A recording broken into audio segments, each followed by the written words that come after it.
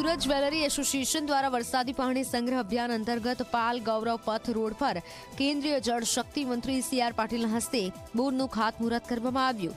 આ સાથે અત્યાર સુધી સમગ્ર દેશમાં 5,40,000 બોર થઈ ગયા છે। મે મહિના સુધીમાં 10 લાખ બોરનો ટાર્ગેટ પૂર્ણ થશે।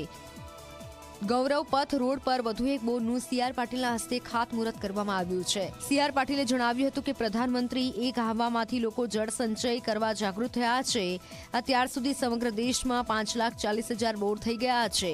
ચોમાસા પહેલા મે સુધીમાં 10 લાખ બોર બનાવવાનો ટાર્ગેટ છે। આ વાતને સમજવાની જરૂર છે અને આજે જો આપણે આ પ્રયત્ન નહીં કરશું તો આપણે આપણી આવનારી પેઢીને ધન આપી શકીશું પણ જલ નહીં આપી શકીશું ને જલ વગર એ જીવી ના શકે। અને એટલા જ માટે મોદી સાહેબના આહ્વાનને જે રીતે લોકોએ સ્વીકાર્યું એમની આ લાગણીને એમણે જમીન પર ઉતારવાનો પ્રયત્ન કર્યો। એમાં અલગ અલગ સંસ્થાઓ દ્વારા, વ્યક્તિઓ દ્વારા, NGO દ્વારા, CSR ફંડમાંથી, અધિકારીઓ દ્વારા જે રીતે કામ ચાલુ થયું એમાં 4 મહિનાની અંદર 5.4 લાખ એટલે લગભગ 5,40,000 જેટલા આવા રેન વોટર હાર્વેસ્ટિંગ માટેના અલગ અલગ સ્ટ્રક્ચર બનાવવામાં આવ્યા છે।